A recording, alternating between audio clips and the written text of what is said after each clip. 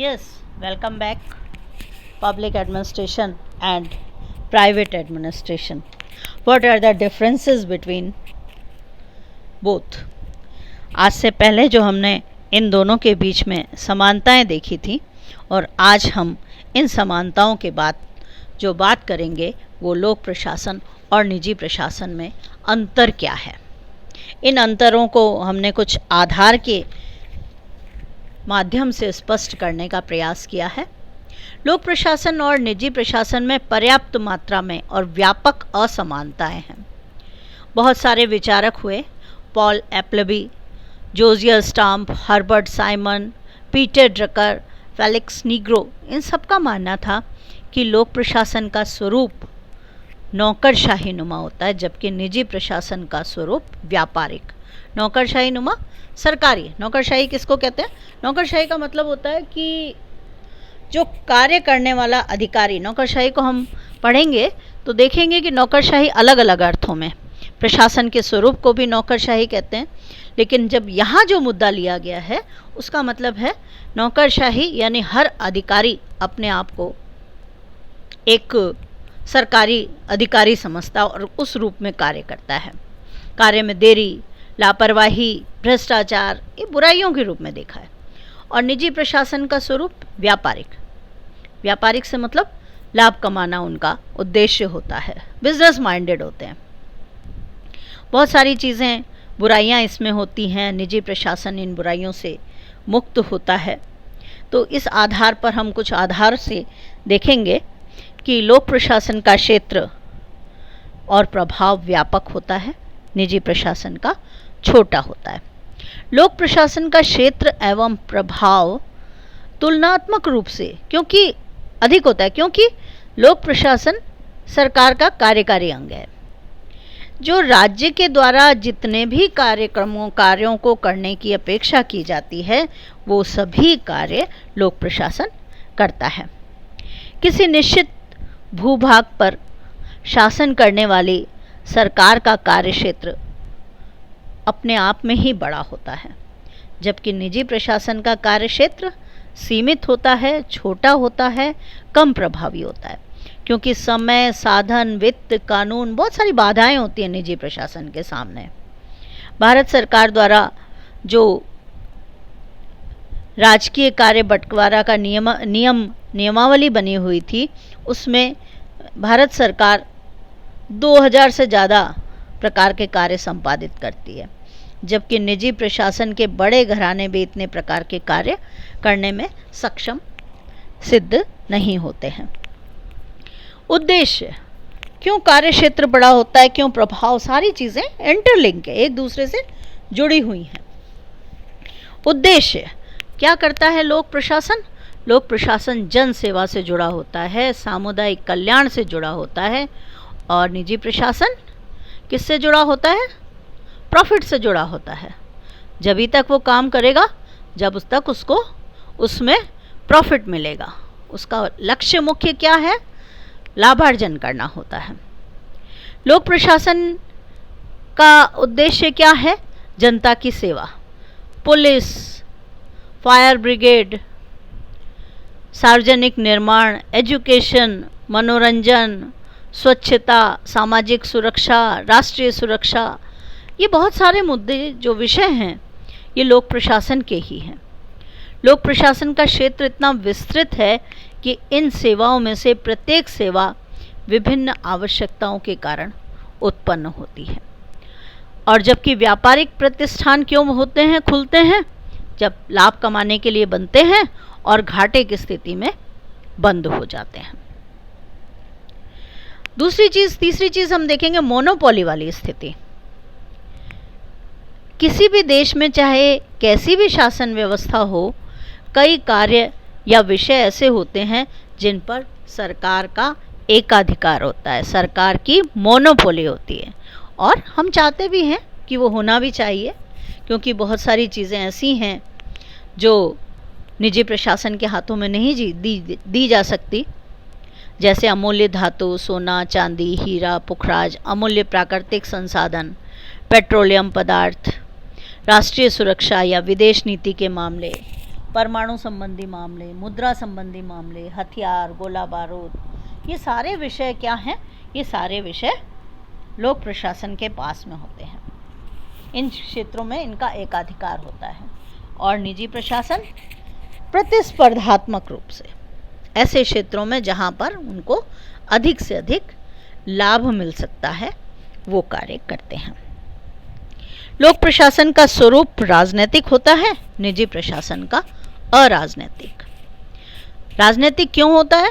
क्योंकि शासक दल की नीतियों को इम्प्लीमेंट करने वाला जो व्यवहारिक तंत्र है वो है लोक प्रशासन, जबकि निजी प्रशासन गैर राजनीतिक स्वरूप लिए हुए होता है।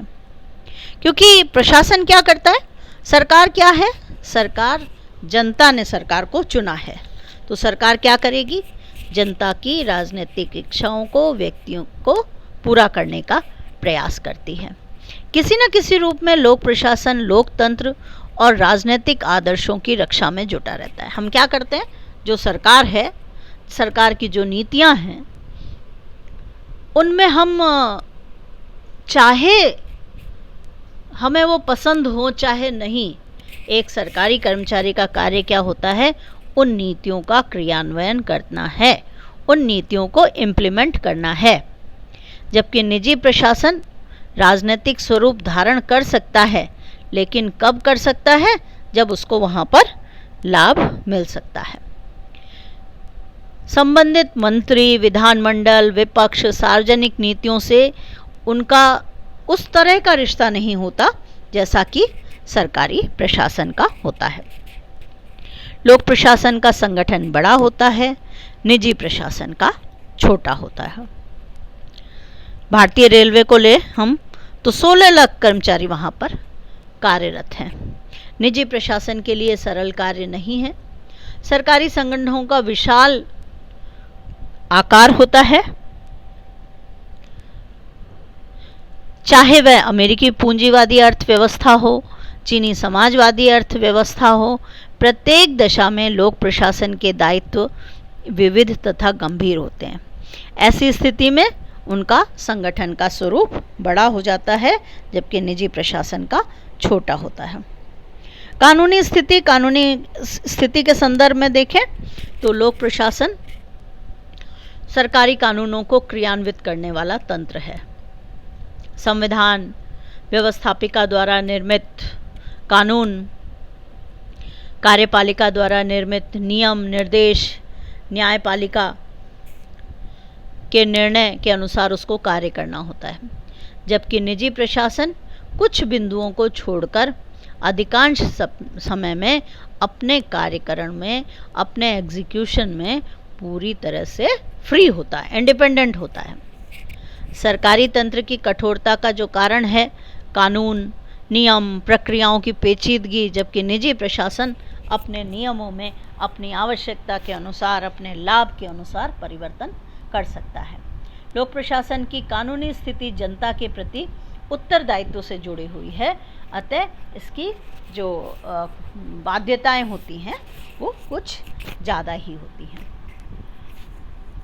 उत्तरदायित्व, रिस्पॉन्सिबिलिटी, अकाउंटेबिलिटी, ये सारी चीज़ें कहाँ होती हैं? ये सरकारी प्रशासन में होती है।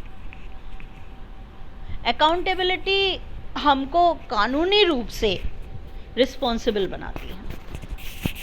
लोक प्रशासन प्रजातांत्रिक परिवेश में जनता के प्रति उत्तरदायी और जवाबदेह होता है, जबकि निजी प्रशासन अपने कार्यों के क्रम में जनता के प्रति उत्तरदायी नहीं होता। हाँ, होता है उत्तरदायी, लेकिन किसके लिए होता है? जो उसके अपने ग्राहक होते हैं। अपने ग्राहक, अपने उपभोक्ताओं के प्रति अवश्य उत्तरदायी होता है, जो उसका उत्पादन खरीदते हैं या उसकी सेवाएं लेते हैं। लेकिन निजी प्रशासन की जवाबदेहिता की प्रकृति लोक प्रशासन की तरह गंभीर नहीं होती है। लोक प्रशासन सभी से समानता का व्यवहार कर लेता है, जबकि निजी प्रशासन भेदभाव भी कर लेता है। कभी हम एडमिशन कराने जाते हैं तो मालूम पड़ता है सरकारी में तो एडमिशन कराने के लिए आपको सारे नियम कानून, आप लोगों ने भी जब एडमिशन किया होगा तो देखा होगा कि सारे जो नियमों के आधार पर, उसमें फ्लेक्सिबिलिटी नहीं होती है, उसमें रिजिडनेस होती है। आप कितनी परसेंटेज है, मेरिट है, उसके आधार पर एडमिशन होगा। प्राइवेट कॉलेज में आप जाएंगे, क्या होगा, अगर आपको एडमिशन लेना है, आपने कुछ डोनेशन वगैरह दे दिया तो आपका एडमिशन हो जाता है। तो ये जो अंतर है वो है कार्यकरण संबंधी अंतर। लोक प्रशासन में नौकरशाही के बहुत सारे दोष दिखाई देते हैं, कठोरता, निरंकुशता, लाल फीताशाही, अहंकार, अकर्मण्यता आदि लोक प्रशासन में दिखाई देते हैं। जबकि निजी प्रशासन लचीलेपन, स्वतंत्रता, मृदु व्यवहार एवं कार्यशीलता का परिचायक होता है। एक हम सरकारी बैंक में जाते हैं और एक निजी बैंक में जाते हैं, अंतर आपको अपने आप ही दिखाई दे जाएगा। निजी प्रशासन में संपूर्ण तंत्र की जो कसौटी है वो है प्रॉफिट, मुनाफा, जबकि लोक प्रशासन की कोई ऐसी कसौटी नहीं है। लोक प्रशासन का जो कार्यकरण है वो व्यवस्थापिका में भी चर्चा हम पढ़ेंगे इसमें कि व्यवस्थापिका कैसे कार्यपालिका पर, प्रशासन पर नियंत्रण रखती है, जबकि निजी प्रशासन में ऐसा नहीं होता है। हम एक सरकारी बस में यात्रा करते हैं, एक निजी बस में यात्रा करते हैं, दोनों में अंतर होता है। हम सरकारी कॉलेज में जाते हैं, निजी कॉलेज में जाते हैं, दोनों में अंतर होता है। ये सब आप लोग अपने आप ही महसूस करते हैं। तो आप कह सकते हैं कि जो कार्यकरण की प्रवृत्ति है दोनों प्रशासन की भिन्न होती है। कुशलता की बात करें तो लोक प्रशासन में लाल फीताशाही, बुराइयां, ये सारी चीज़ें भी दिखाई देती हैं। क्यों? क्योंकि एक सरकारी आदमी जब सेवा में आता है तो अधिकांश नागरिक, अधिकांश जो अधिकारी हैं वो क्या सोचते हैं कि जब तक हम कार्य करेंगे, जब तक हम सेवा में हैं, हम आ गए हैं तो हम तब तक बने रहेंगे। वो अकाउंटेबल नहीं होते हैं, कानून के प्रति जवाबदेहिता पूर्ण नहीं होती है, तो इससे उनकी कुशलता में कमी आती है। जबकि यदि निजी प्रशासन में कुशलता ना हो तो उसकी इकाइयों का अस्तित्व ही समाप्त हो जाता है, क्योंकि लोक प्रशासन में अकार्यकुशलता बरसों तक सहन कर ली जाती है। जनता तथा कानून के प्रति लोक प्रशासन की जवाबदेहिता ने भी इसके कार्यकरण को प्रभावित किया है, क्योंकि कुशलता बढ़ाने के लिए कई बार नियमों के परे भी हटना पड़ सकता है, जबकि लोक प्रशासन इसकी अनुमति नहीं देता है। बात करेंगे कार्यों का महत्व। लोक प्रशासन का कार्यक्षेत्र व्यापक और गंभीर होता है, जिसमें रक्षा उत्पादन, मुद्रा, परमाणु, अंतरिक्ष, औद्योगिकी से लेकर खनिज उत्पादन, कृषि विज्ञान, सामुदायिक स्वच्छता जैसे सामान्य विषय भी सम्मिलित हैं। इन कार्यों में केवल जनहित ही महत्वपूर्ण है, जबकि निजी प्रशासन वही कार्य हाथ में लेता है जिसमें लाभ मिल सकता है। लोक प्रशासन द्वारा प्रत्येक कार्य उसकी बाध्यता अथवा राज्य के कर्तव्य हैं, जबकि निजी प्रशासन किसी भी कार्य को अपनी इच्छा से चुनता है। निजी प्रशासन में मौखिक आदेशों को पर्याप्त महत्व दिया जाता है, जबकि लोक प्रशासन में लिखित प्रशासन को महत्व दिया जाता है। हम देखते हैं कि हम मतलब कार्य करने वाला जो अधिकारी कर्मचारी है वो ये मानता है कि जब तक रिटर्न में ऑर्डर नहीं है तब तक मैं काम नहीं करूँगा, जबकि निजी प्रशासन में अगर आपसे एक उच्च अधिकारी ने कह दिया है तो वो कार्य अपने आप को करना पड़ेगा।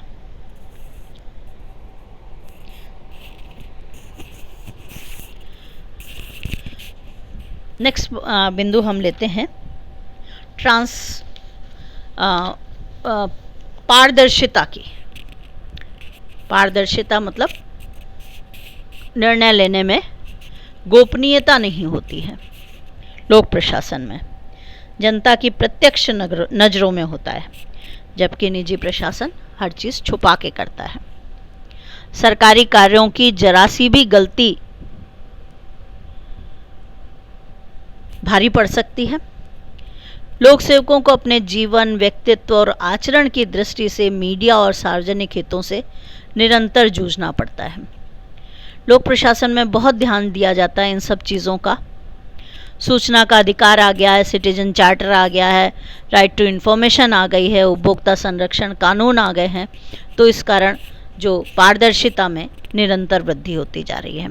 लोक प्रशासन में भेदभाव करना सरल नहीं है। जबकि निजी प्रशासन में ट्रांसपेरेंसी नहीं पाई जाती है। वहाँ पर कोई भी कार्य को फ़ायदे की दृष्टि से उसमें आसानी से परिवर्तन कर लिया जाता है। आप इन बिंदुओं पर विचार विमर्श करें, सोचें, समझें और उसके बाद आगे की चर्चा हम अगले वीडियो लेक्चर में करेंगे। आप सभी का बहुत बहुत धन्यवाद।